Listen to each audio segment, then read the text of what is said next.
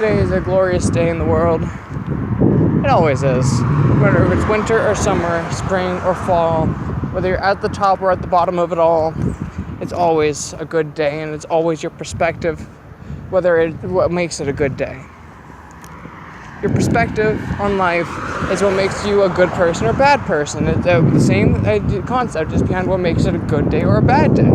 If you find that if you consistently have bad days, you might have to ask yourself, what is causing it?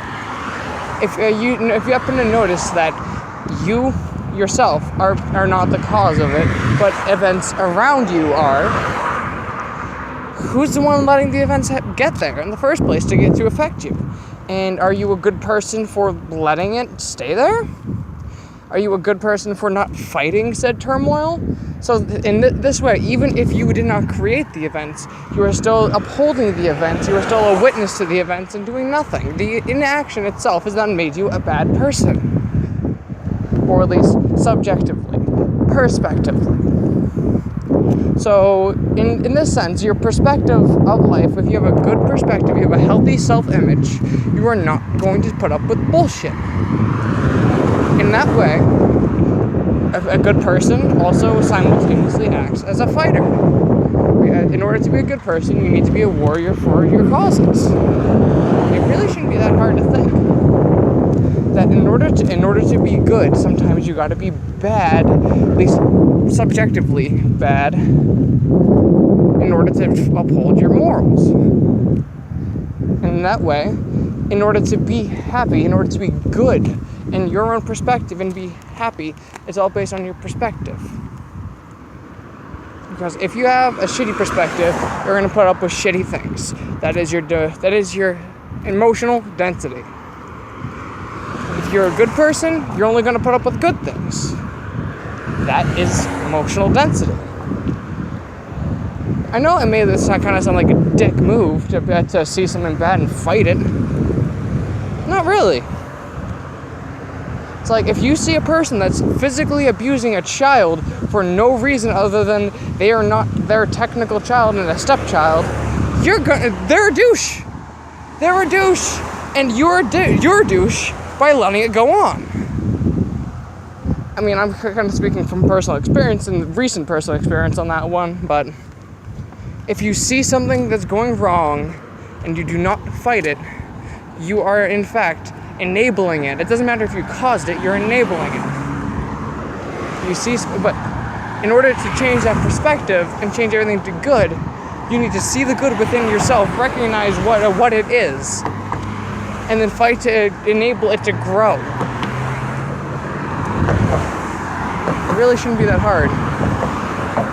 But, I mean, we are as we are. We're kind of a race of psychopaths, if you haven't noticed. I mean, look around us. We used to think of a short term and benefit to ourselves at the loss of our home.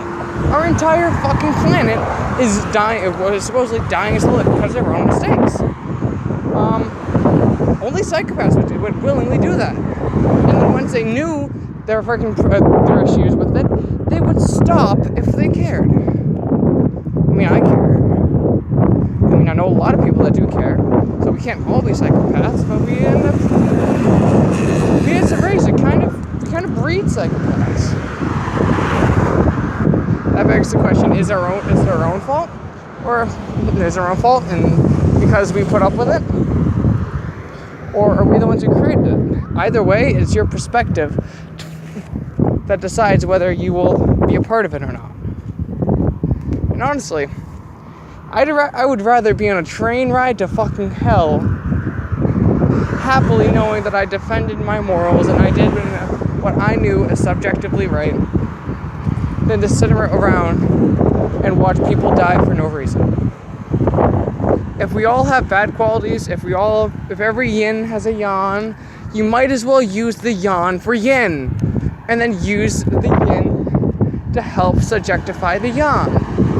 Make it, bring everything back into perspective so you can have a balance.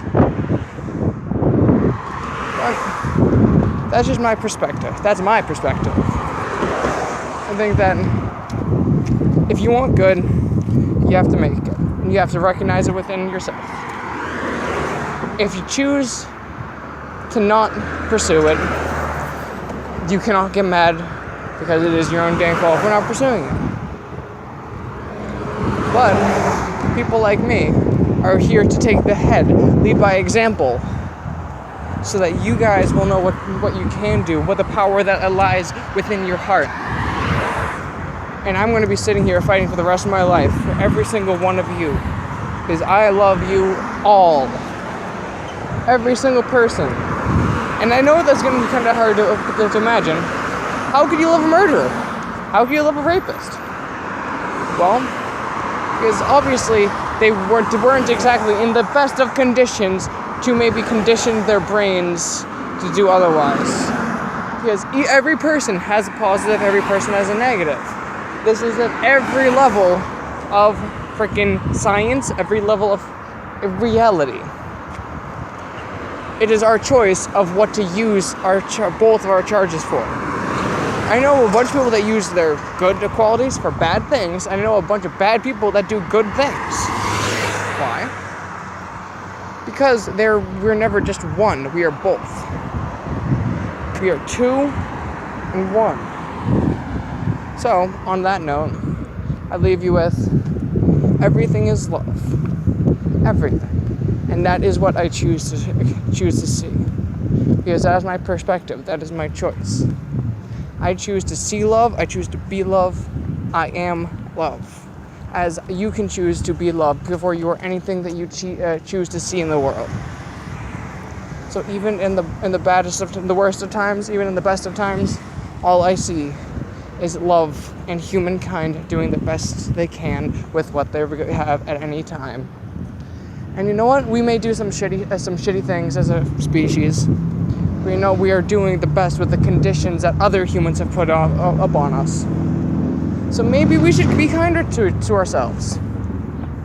Even if everybody isn't the same, even if we're all given different circumstances, we should, as a whole, choose to respect each other a little bit more, and maybe we'll become a little bit less psychopathic. This is not the end. This is just the beginning of our new lives. And to that I bid you adieu, and God has blessed you both.